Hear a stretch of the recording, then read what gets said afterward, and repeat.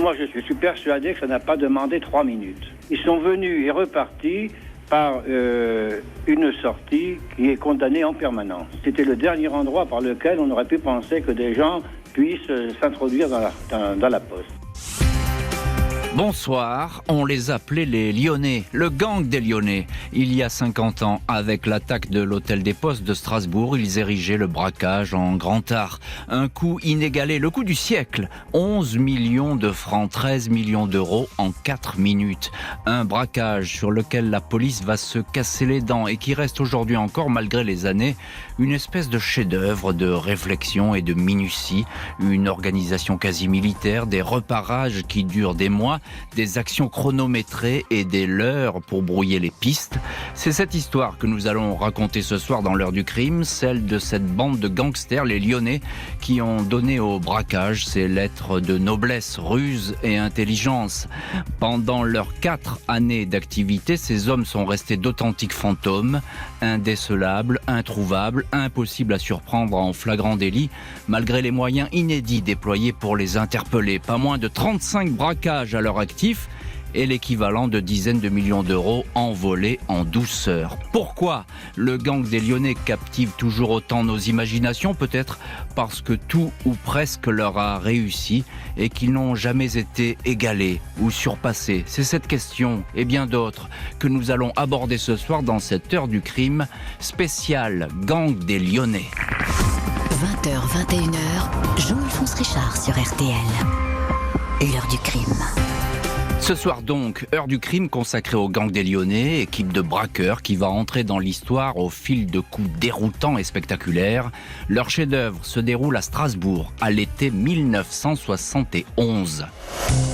Ce mercredi 30 juin 1971, vers 8h50, 5 employés de la poste de Strasbourg sont affairés dans la cour intérieure de la Banque de France.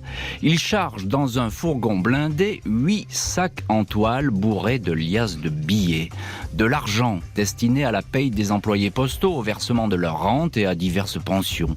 Une somme faramineuse, plus de 11 millions de francs, l'équivalent de quelques 13 millions d'euros. 1 milliard d'anciens francs, vont bientôt s'exclamer les journaux, tant cette somme, le milliard, frappe les esprits. L'argent est déposé dans le fourgon blindé, direction l'hôtel des Postes. Cet imposant bâtiment à la façade néo-gothique est tout proche, 500 mètres à peine. Pour les parcourir, le convoi est escorté par la police. Le trajet très court se déroule sans le moindre souci. Le fourgon s'arrête rue Vannecaire et pénètre dans la poste par une entrée de service. Les sacs sont débarqués dans la cour, la police quitte les lieux. Il ne lui est pas autorisé de rester dans l'enceinte de l'administration postale, détail que connaît parfaitement une poignée d'hommes. Vers 9h05, 4 postiers poussent le chariot chargé des 8 sacs de toile contenant le magot. Ils s'avancent dans un interminable couloir au premier étage, assez mal éclairé, long d'une 50aine de mètres. Direction, le service de la caisse et la chambre forte, une pièce inviolable munie d'une impressionnante porte blindée. En poussant le chariot, les postiers ne font pas attention aux 5 ouvriers en blouse blanche, des électriciens affairés sur une ligne apparemment défectueuse. Les postiers ne vont pas aller beaucoup plus loin et n'atteindront pas la chambre forte. Les électriciens sortent des fusils cachés sous leur blouse, des gros calibres. C'est tout juste si les employés remarquent que ces hommes portent des postiches ou paraissent grimés. Tout le monde est interloqué. Un employé qui cherche à s'enfuir reçoit un coup de crosse. Le chariot est désormais poussé par les gangsters qui disparaissent au fond du couloir. Les braqueurs vont se retrouver à coup sûr coincés. Il n'y a en effet aucune issue à cet endroit-là, juste un petit escalier qui mène à une porte condamnée depuis des lustres. Ils sont dans une souricière, sauf que dans le cas présent, la porte condamnée s'ouvre en un tour de clé. Les 5 faux électriciens se retrouvent à l'air libre, rue de la Marseillaise. Une camionnette, une estafette Renault de couleur claire les attend à cet endroit précis. Les sacs sont jetés dans le véhicule, le milliard disparaît. L'estafette démarre en trombe, peu ou pas de témoins. Robert Conrad a beau être opticien, il n'a rien vu.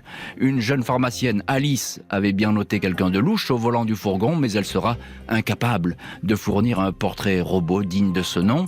À 9h30, quand l'alarme de l'hôtel des Postes retentit, tout le monde est déjà très loin.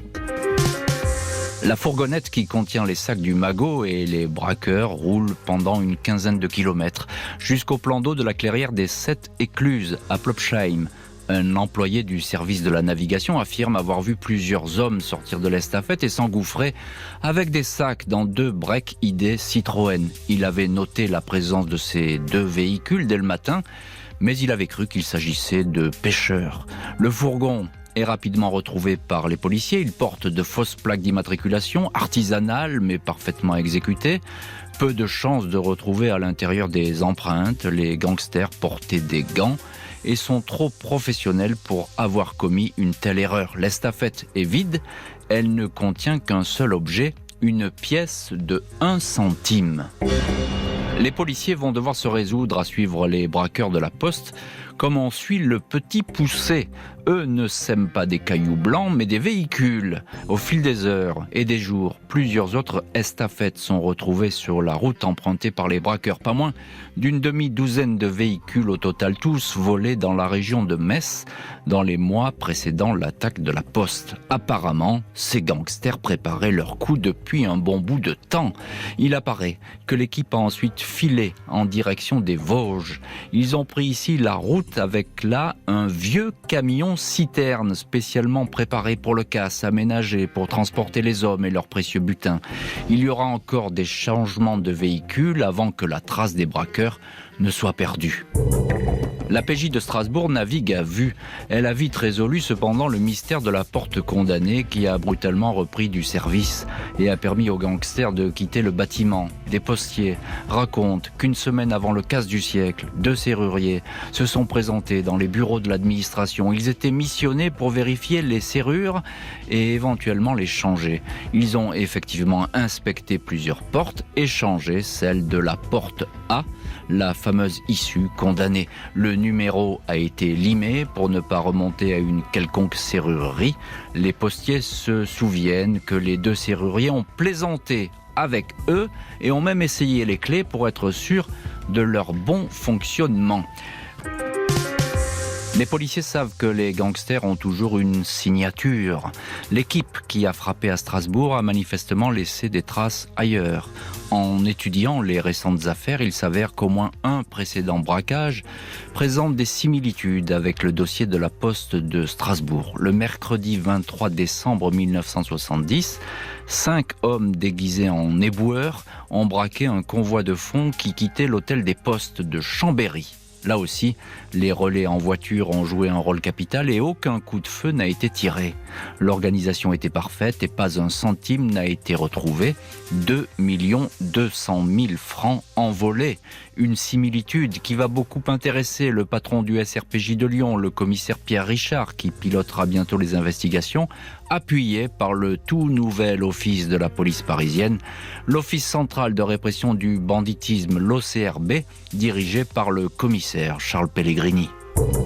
La bande qui opère ainsi, et qui va finalement être baptisée le gang des Lyonnais, a beaucoup de méthodes, une stratégie de repli et de fuite inégalée, ne laisse rien au hasard et passe des mois à effectuer des repérages. Les braqueurs continuent ainsi à sévir. Des attaques plus ou moins importantes, essentiellement contre des établissements bancaires de la région lyonnaise et sur la façade Est, Lagnieu, Roanne, Bourg-en-Bresse, Dole, Vienne. Malgré ces coups à répétition, les braqueurs parviennent toujours à échapper à la police. Le samedi 5 février 1972, ils sont 4 à attaquer des convoyeurs venus chercher la recette de l'hypermarché Carrefour à Vénissieux. C'est la seule fois où des coups de feu sont échangés. L'un des convoyeurs est tué, l'un des braqueurs blessé. Le samedi 28 octobre, les malfaiteurs rééditent le coup magistral de l'hôtel des postes de Strasbourg, cette fois dans la ville alsacienne voisine de Mulhouse. Butin identique, environ 11 millions de francs, 13 millions d'euros, ponctionnés cette fois dans les coffres de l'établissement. Ce gang des Lyonnais est en passe de devenir le cauchemar des services d'enquête. Dimanche 6 février 1972, au lendemain du braquage de la recette du carrefour de Vénissieux, attaque qui a donné lieu à un échange de coups de feu, Une patrouille de gendarmerie circule sur un chemin de campagne près de Dessines, une banlieue lyonnaise. Ils aperçoivent des hommes en train de transborder des colis d'une BMW dans une estafette. Le temps que la patrouille arrive, l'estafette a déguerpi. Le conducteur de la BMW est interpellé. Un homme brun, trapu, âgé de 27 ans et qui s'appelle Edmond Vidal, surnommé Momon ou Yeux Bleus. C'est un ferrailleur du coin. Un homme issu de la communauté des gens du voyage. Il dit n'avoir pas fait attention à l'estafette, il dormait. Il est relâché. Sa fiche de police indique qu'il a déjà eu affaire à la justice et qu'il est lié à un certain Jean-Pierre Gandebeuf, dit Christo. Le SRPJ de Lyon est informé de cet incident. Momon est donc placé sur écoute. Même si les policiers sont encore bien loin de leur cible, les indices parlent. Les langues commencent à se délier. Peu à peu apparaissent des connexions entre les uns et les autres. Un informateur explique que Momon Vidal et un certain Pierre Zakarian sont derrière le braquage de Vénissieux. D'autres noms sont rapportés au commissaire Lutz du SRPJ de Strasbourg. Au fil des mois, vont ainsi apparaître une douzaine de noms qui pourraient composer le fameux gang des Lyonnais. À croire que certains de ces suspects sont toutefois moins discrets que d'autres. Des informations remontent sur le luxueux train de vie de certains d'entre eux. Ils semblent vivre au-dessus de leurs moyens, habitués des bonnes tables de la région lyonnaise, sortant en discothèque, fréquentant les salles de jeu, notamment le casino de Charbonnières-les-Bains. L'un de ces personnages aurait acquis un chalet à Chamonix. Un autre, Johnny Chavel, dit Gros Jeannot, a même acheté le château de Fléchères. Il y donne des réceptions et des fêtes privées fastueuses. Il ne va pas profiter très longtemps de son château. Le 18 octobre 1973, il disparaît. Son corps ne sera jamais retrouvé. Le 29 novembre 1974, le plan Chacal, destiné à en finir avec les Lyonnais, est lancé. Il va être rapidement opérationnel. Le commissaire Richard est le patron d'une opération appuyée par l'OCRB de Charles Pellegrini.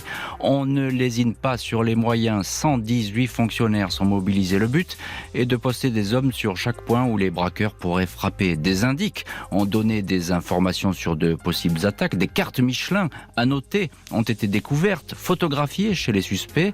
La police va toutefois attendre 3 semaines sans voir bouger une oreille des Lyonnais. Les braqueurs vont dans la foulée frapper à 2 reprises dans le Nord. Pas de flagrant délit, mais cette fois, suffisamment de preuves réunies pour les accuser d'association de malfaiteurs. Une trentaine d'arrestations sont programmées le 19 décembre 1974, au premier rang desquelles celle de Momon Vidal, alors chef présumé du gang. Cette fois, les Lyonnais viennent de tomber. Le 18 juin 1977, 16 membres présumés du gang des Lyonnais comparaissent devant la cour d'assises de Lyon. Les peines s'échelonnent entre 5 et 15 ans de prison, 10 ans pour Momon Vidal qui sortira en 1982 pour ensuite, comme on dit, se ranger des voitures, ouvrir un magasin et publier un jour son autobiographie. La plus lourde peine pour l'un des membres historiques de la bande est pour Jean-Pierre Gandebeuf, dit Christo. 12 ans, une douzaine de hold-up retenus par la cour d'assises, mais pas celui de l'hôtel des Postes de Strasbourg, dont les auteurs demeurent officiellement, aujourd'hui encore, inconnus.